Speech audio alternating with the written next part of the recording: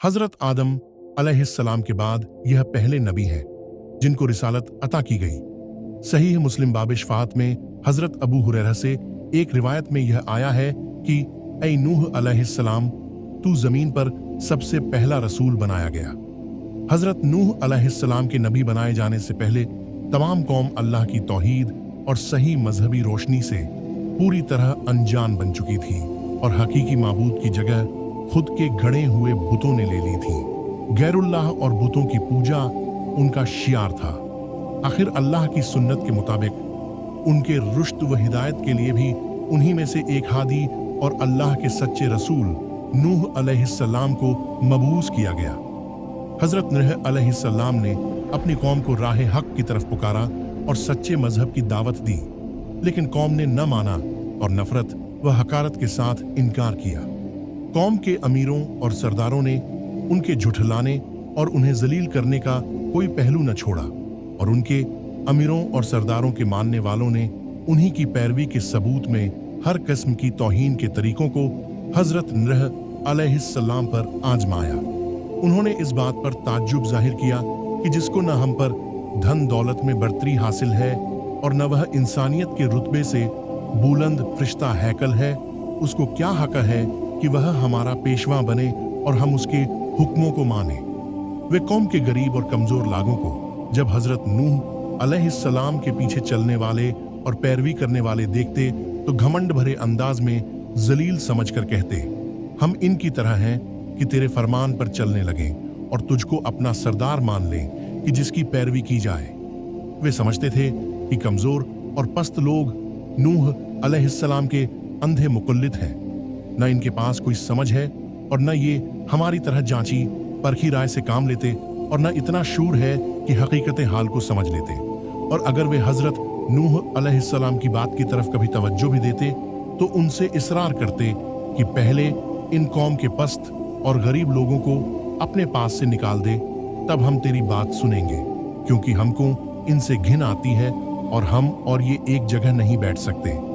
हजरत नूह अलैहिस्सलाम इसका एक ही जवाब देते कि ऐसा कभी नहीं होगा, क्योंकि ये अल्लाह के मुखलिस बंदे हैं। अगर मैं इनके साथ ऐसा मामला करूं जिसकी तुम ख्वाहिश रखते हो तो अल्लाह के अजाब से मेरे लिए कोई पनाहगाह नहीं है। मैं उसके दर्दनाक अजाब से डरता हूं। उसके यहाँ इखलास की कद्र है। अमीर व गरीब का वहां कोई सवाल नहीं है। साथ ही इरशाद फरमाते कि मैं तुम्हारे पास अल्लाह की हिदायत का पैगाम लेकर आया हूं, न मैंने गैबदानी का दावा किया है और न फरिश्ता होने का। अल्लाह का बरगज़ीदा पैगंबर और रसूल हूं और दावत व इरशाद मेरा मकसद है। उसको सरमायादाराना बुलंदी, गैबदानी या फरिश्ता हैकल होने से क्या वास्ता। कौम के ये कमजोर और गरीब लोग जो अल्लाह पर सच्चे दिल से ईमान लाए हैं, तुम्हारी निगाह में इसलिए हकीर व जलील हैं कि वे तुम्हारी तरह धन दौलत वाले नहीं हैं और इसीलिए तुम्हारे ख्याल में ये न खैर हासिल कर सकते हैं और न सादत, क्योंकि ये दोनों चीजें दौलत व हशमत के साथ हैं, न कि गरीबी और इखलास के साथ।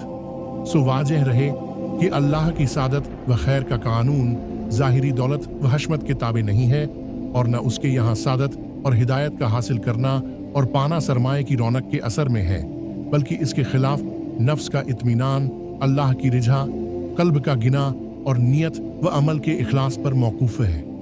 हजरत नूह अलैहिस्सलाम ने यह भी बार बार तंबीह की कि मुझे अपनी दावत पहुंचाने में और हिदायत के रास्ते पर लगाने में न तुम्हारे माल की ख्वाहिश है, न जाह व मनसब की। मैं उजरत का तलबगार भी नहीं हूँ। इस खिलाफत का हकीकी अज्र व सवाब अल्लाह ताला के हाथ में है और वही बेहतरीन कद्र करने वाला है।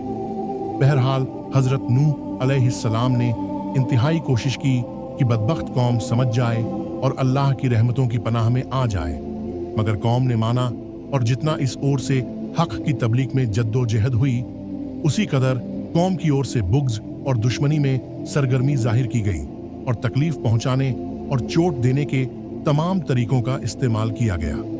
और उनके बड़ों ने आम लोगों से साफ साफ कह दिया कि तुम किसी तरह वुद्द, सुवा, यगूस और नस्र जैसे बुतों की पूजा को न छोड़ो। और आखिर में तंग आकर कहने लगे, सूरह हुद 32 में है, ऐ नूह, तूने हमसे झगड़ा किया और बहुत झगड़ा किया। अब उसको खत्म कर और जो तूने हमसे अल्लाह के अजाब का वायदा किया है वह ले आ। हजरत नूह अलैहिस्सलाम ने यह सुनकर जवाब दिया। सूरह हुद आयत 33 में है। नूह ने कहा, जरूर अगर अल्लाह चाहेगा तो उस अजाब को भी ले आएगा और तुम उसको थका देने वाले नहीं हो। इस तरह जब कौम की हिदायत से पहले हजरत नूह अलैहिस्सलाम बिल्कुल मायूस हो गए और उसकी बातिल परस्ती, जिद और हदधर्मी उन पर वाजह हो गई और कुरान के मुताबिक 950 साल तक बराबर की जा रही दावत व तबलीग का उन पर कोई असर नहीं देखा गया तो बहुत ज्यादा मलूल और परेशान खातिर हुए। तब अल्लाह ताला ने उनको तसल्ली के लिए फरमाया। सूरह हुद आयत 36 में है, और नूह पर वही की गई कि जो ईमान ले आए वह ले आए। अब इनमें से कोई ईमान लाने वाला नहीं है, बस उनकी हरकतों पर गम न कर। तब हजरत नूह अलैहिस्सलाम को यह मालूम हो गया कि उनके हक पहुंचाने में कोताही नहीं है, बल्कि खुद न भानने वालों की इस्तेदाद का कसूर है और उनकी सरकशी का नतीजा।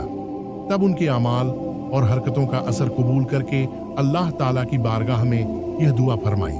सूरह नूह आयत 26 में है, ऐ परवरदिगार, तू काफिरों में से किसी को भी जमीन में बाकी न छोड़। अगर तू उनको यूं ही छोड़ दिया तो ये तेरे बंदों को भी गुमराह करेंगे और उनकी नस्ल भी उन्हीं की तरह नाफरमान पैदा होगी। अल्लाह ने हजरत नूह अलैहिस्सलाम की दुआ कबूल फरमाई और बदले के कानून और आमाल के मुताबिक सरकशों की हलाकत का ऐलान कर दिया। पहले हजरत नूह अलैहिस्सलाम को हिदायत फरमाई कि वह एक नाव तैयार करें ताकि जाहिरी असबाब के एतबार से वह और पक्के मोमिन उस अजब से बचे रहें जो अल्लाह के नाफरमानों पर नाजिल होने वाला है। हजरत नूह अलैहिस्सलाम ने जब नाव बनानी शुरू की तो कुफ्फार ने हंसी उड़ाना और मजाका बनाना शुरू कर दिया, और जब कभी उधर से उनका गुजर होता तो कचते कि खूब, जब हम डूबने लगे तो तुम और तुम्हारे पीछे चलने वाले इस नाव में महफूज रहकर नजात पा जाएंगे। कैसा मूर्खता वाला ख्याल है। हजरत नूह अलैहिस्सलाम भी उनको अंजामेकार से गफलत और अल्लाह की नाफरमानी पर जुर्रत देखकर उन्हीं के ढंग से जवाब देते और अपने काम में लगे रहते, क्योंकि अल्लाह ताला ने पहले ही उनकी हकीकतें हाल को बता दिया था। सूरह हुद आयत 37 में है, ऐ नूह, तू हमारी हिफाजत में हमारी वही के मुताबिक नाव तैयार किए जा और अब मुझसे उनसे मुताल्लिक कुछ सवाल ना हो। ये बेशक डूबने वाले हैं।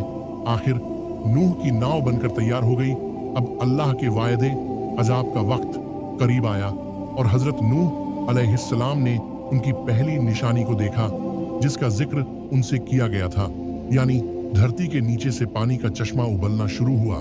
तब अल्लाह की वही ने उनको हुक्म सुनाया कि नाव में अपने खानदान वालों को बैठने का हुक्म दो और तमाम जानदारों में से हर एक का एक जोड़ा नाव में पनाह ले, और छोटी जमाजत लगभग 40 लोग भी जो तुम पर ईमान ला चुकी है नाव में सवार हो जाए।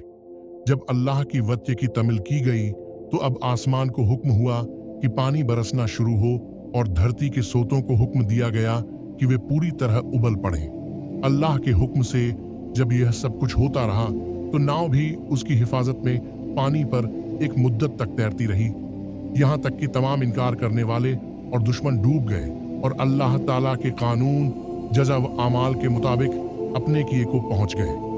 गरज जब अल्लाह के हुक्म से अजाब खत्म हुआ तो नूह अलैहिस्सलाम की नाव झूदी पर ठहर गई। अल्लाह ताला ने कुरान में सूरह हुद आयत 44 में फरमाया, और हुक्म पूरा हुआ और नाव झूदी पर जा ठहरी और ऐलान कर दिया गया कि जुल्म करने वाली कौम के लिए हलाकत है। पानी धीरे धीरे सूखना शुरू हो गया और नाव में पनाह लेने वालों ने दूसरी बार अमन व सलामती के साथ अल्लाह की जमीन पर कदम रखा। इसी वजह से हजरत नूह अलैहिस्सलाम का लक़्ब अबुल बशर सानी या आदम सानी यानी इंसानों का दूसरा बाप, और शायद इसी एतबार से हदीस में उनको अव्वल रुसुल कहा गया। जिस इंसान पर अल्लाह की वही नाजिल होती है वह नबी, और जिसको नई शरीयत भी अता की गई हो वह रसूल है। रसूल नबी भी होता है मगर नबी का रसूल होना जरूरी नहीं। जहाँ तक जूदी पहाड़ की जगह का ताल्लुक है तो कुरान ने सिर्फ उस जगह का तज़किरा किया है जहाँ नाव जाकर ठहरी थी। अलबत्ता तौरात की शरह लिखने वालों का ख्याल है कि जूदी पहाड़ के उस सिलसिले का नाम है जो अररात और जॉर्जिया के पहाड़ी सिलसिले को आपस में मिलाता है। तारीख के माहिरों ने हजरत नूह अलैहिस्सलाम के इस बेटे का नाम